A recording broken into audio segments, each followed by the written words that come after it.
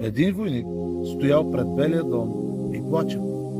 И докато стоял там плачейки, към него се доближило едно малко дете. Детето попитало: защо плачеш?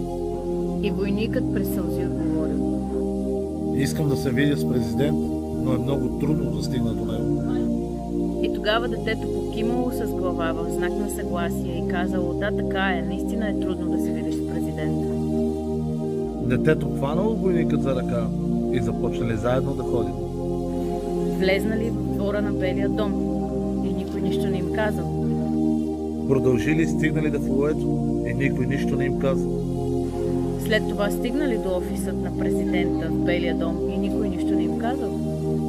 Влезли в офиса на президента и детето казало: Тате, този войник иска да говори с теб. ето защо молитвата е толкова важна.